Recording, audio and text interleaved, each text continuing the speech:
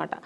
అది ఎవరు చూసినా అమల గారిలా ఉన్నారు, ఇలా ఉన్నారు, అలా అంటే ఒక ఆర్టిస్ట్లా ఉండేది. మేకప్ లేదు, ఏమీ లేదు, చాలా బాగుండింది, ఇంత బ్యూటీ ఉండింది.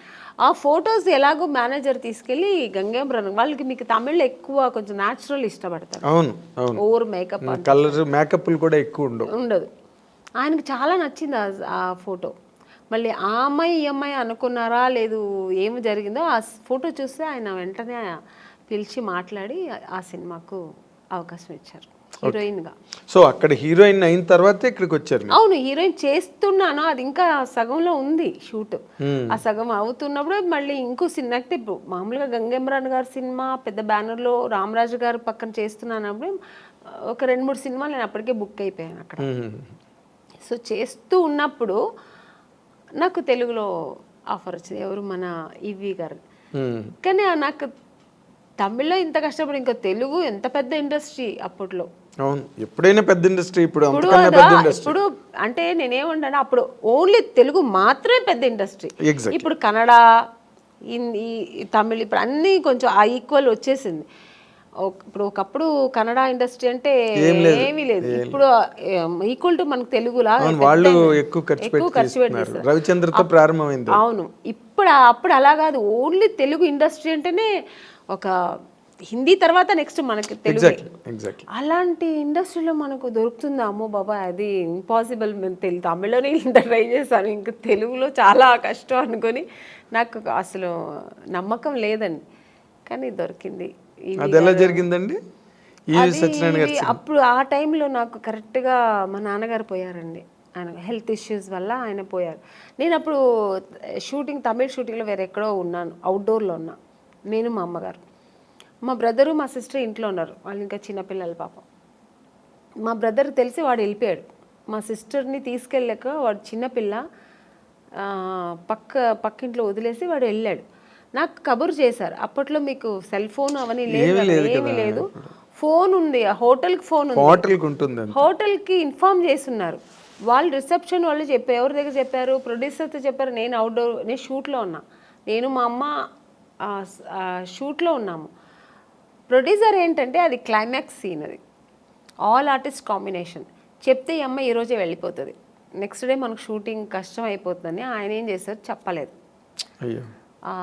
ఏదో మీ నాన్నగారు సీరియస్ అంట అని చెప్పారు, అంతే, పోయారని చెప్పనే లేదు మాకు. నేను సీరియస్ అంటే నాన్నగారు కొంచెం హెల్త్ ఇష్యూస్ ఉంది కదా సార్, అప్పుడు కొంచెం భయపడ్డాను. కానీ సార్ ఏమైందంటే ఫోను అక్కడి నుంచి ఇక్కడ బెంగళూరు చేసే మా నాన్నగారు చోటు చేస్తే కనెక్ట్ అవ్వట్లేదు. సరే అని చెప్పి నేనేం చేశాను, నెక్స్ట్ డే మళ్ళీ మా బ్రదర్ ఫోన్ చేసి కొంచెం ఏదో ప్రెషర్ ఇచ్చినప్పుడు నెక్స్ట్ డే మార్నింగ్ చెప్తున్నాడు ఆయన, ఇలా నాన్నగారు ప్రాబ్లం ఉన్నారు, పోయారు అన్నట్టుగా. ఇంకా అంతే, నేను ఇంకా నిలవలేదు, ఆగలేదు. ఈవినింగ్ ఫ్లైట్కి బయలుదేరి వచ్చాము. చెన్నై డైరెక్ట్ బెంగళూరుకి వెళ్ళలేదు, చెన్నైకి వచ్చి వెళ్దాము అని వచ్చే లోపల ఇక్కడ మా బ్రదరు వాడు ఫినిష్ చేసుకుని వచ్చేసాడు. అప్పటికి నాన్నగారు అన్ని కార్యాలు చేసుకుని ఇంటికి వచ్చి ఆడ అక్కడ వస్తున్నాడు, మేము వస్తున్నాం. నాకు అసలు తెలియదు కదా, బయలుదేరి అప్పుడు చెప్తున్నారు వాళ్ళు. అదే మీ సినిమా యాక్టర్స్ జీవితంలో ఇలాంటి డ్రామాటిక్ సిచ్యువేషన్స్ అది నేను ఎప్పుడు మర్చిపోలేని సిచ్యువేషన్. ఎందుకంటే వాళ్ళని ఏం అనలేము, ఎందుకంటే వాళ్ళ సిచ్యువేషన్ ఏంటంటే నేను కొత్త అమ్మాయి, వాళ్ళు చెప్తే ఈ అమ్మాయికి వెళ్ళిపోతే ఈ అమ్మాయి కోసం పెద్ద పెద్ద ఆర్టిస్ట్ అందరూ కాంబినేషన్ మిస్ అవుతుంది, వాళ్ళ ప్రాబ్లమ్స్. అది నా ప్రాబ్లం ఏంటి, మా నాన్నగారు పోయారు, నాకు తెలియదు విషయం. ఇలా ఒక సిచ్యువేషన్ నేను అలా అప్పుడు ఎదుర్కోవాల్సి వచ్చింది. ఇంక వచ్చిన తర్వాత ఏడుపులే, ఇంక నేను వెళ్ళలే మళ్ళీ బెంగళూరు. ఇంకా నాన్నగారు పోయింది, నాన్నగారిని చూడలేదు, ఇంకేముందని ఏడుస్తూ కూర్చుంటే నెక్స్ట్ డేనే వచ్చారు నాకు. ఆ టైంలో వచ్చింది ఆఫర్, మేడం ఇలా నేను ఊర్లో ఉన్నప్పుడే ఫోన్ చేశారు వాళ్ళు, ఇలా ఉంది అని చెప్పి ఫోన్ చేసి హోటల్కి ఫోన్ చేసి చెప్తే వస్తామండి, ఇట్లా వచ్చినండి నేను కలుద్దామన్నా. నాన్నగారు విషయం జరిగిన తర్వాత నేను టోటల్గా మర్చిపోయాను. లేదండి నేను రాలేదు, మా నాన్నగారు వెళ్ళిపోయారు, మనసు బాగాలేదు, పైగా ఇప్పుడు చాలా డల్గా ఉన్నాను, మామూలుగా మంచిగా వచ్చినప్పుడే నన్ను సెలెక్ట్ అవును, ఇంక ఈ టైంలో నేను సెలెక్ట్ అవుతామని మనసులో నేను అనుకొని, నేను రానండి, ఇప్పుడు బాగుండేది కూడా వస్తే, నా ఫేస్ వేరే డల్గా ఏడ్చి అని చెప్పా. లేదమ్మా డైరెక్టర్ గారు ఫొటోస్ చూసి చాలా, ఫొటోస్ ఎప్పుడు బాగానే ఉందంటారండి, డైరెక్ట్గా చూస్తే వద్దంటారు, ఎందుకు ఫస్ట్ మళ్ళీ తెలుగులో మంచి ఆఫర్ మళ్ళీ అక్కడ నుంచి ఫెయిల్యూర్ అయింది తెలుసా. నాకు ఇది జరిగేది ఇదే, ఎందుకు మళ్ళీ వచ్చి వేస్ట్గా ట్రై చేయడం ఎందుకు. పైగా అంతకంటే మెయిన్ మా నాన్నగారు పోయారు. నాకు ఆ టైంలో అవేమి నాకు గుర్తు వెళ్ళాలి పోవాలని. మా అమ్మ ఏం చెప్పారంటే, నువ్వు వెళ్ళమ్మా, ఎందుకు పిలుస్తున్నారు, నాన్నగారు బ్లెస్సింగ్స్ ఉంటుంది, సినిమా దొరుకుతుంది, ఏం అలా అనుకోకు, వెళ్ళు, నువ్వు డ్రెస్ అవ్వు అని చెప్తే అప్పటికప్పుడు వెళ్ళి డ్రెస్ అప్ అయ్యి వెళ్ళాను. బట్ డైరెక్టర్ గారు ఈవీ గారికి చెప్పారు, వీళ్ళు నాన్నగారు పోయారు, అమ్మాయి పాప చాలా ఇబ్బందిలో ఉంది, డిప్రెషన్లో ఉందంటే వచ్చిన తర్వాత చూసారు.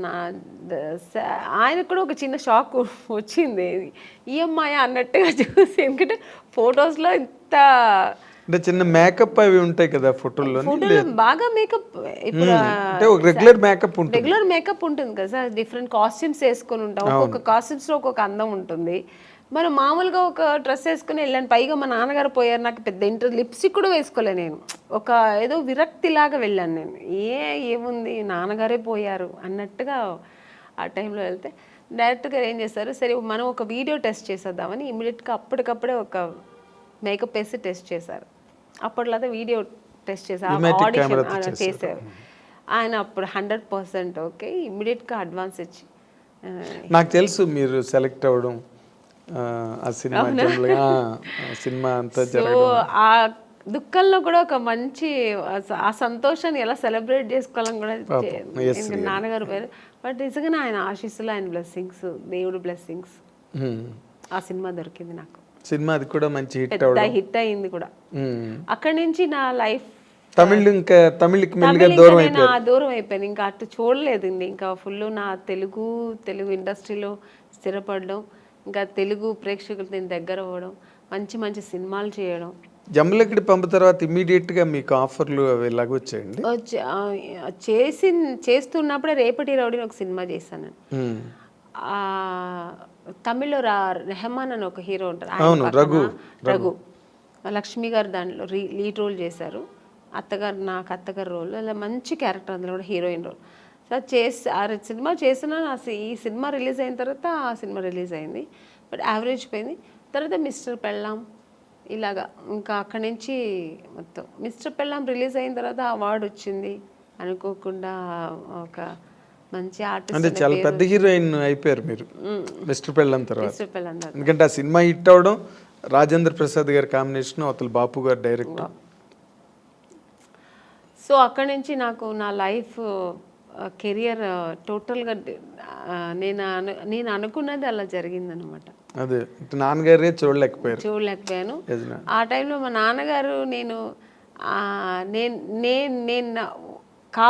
హీరోయిన్ అవ్వాలని నాన్నగారు వద్దన్నారు. తర్వాత నాన్నగారు లేదు, నువ్వు చేస్తావు, నీకు ఆ కెపాసిటీ ఉంది, నీకు ఇంట్రెస్ట్ ఉంది అని నాన్నగారు అప్రోచ్ చేసినప్పుడేమో నాన్నగారు లేరు చూడ్డానికి. అదన్నీ కొంచెం ఆ టైంలో బాధ అనిపించింది. తర్వాత ఇంక బాధపడడానికి కూడా టైం లేదు, ఇంకా ఆలోచనలే. ఆయన బ్లెస్సింగ్స్ అలాగే ఉంది, దేవుడి బ్లెస్సింగ్స్తో నేను అలా ట్రావెల్ అయ్యాను. కానీ గొప్ప విషయం ఏంటంటే, గొప్ప విషయం అని కాదు, but you have to tell that ఇండస్ట్రీలో అడుగుపెట్టినప్పటికీ అసలు బొమ్మల కొలువులో ఉన్నారు హీరోయిన్స్ అందరూ. ఎంతమంది ఉండాలో సినిమా ఇండస్ట్రీలో అంత ఆ నెంబర్ ఆఫ్ హీరోయిన్స్ మళ్ళీ రిపీట్ అవ్వలేదండి, అంత నెంబర్. నాకు తెలియదండి. You can just think. ఓ పక్కన శ్రీదేవి గారి దగ్గర నుంచి మొదలెడితే విజయశాంతి గారు, రాధా, సుహాసిని, భానుప్రియ, మనోచిత్ర అని ఇంకో హీరోయిన్, వరుస హీరోయిన్లు. ఇంకొంచెం ముందుకు వస్తే సౌందర్య, నగ్మ, రోజా,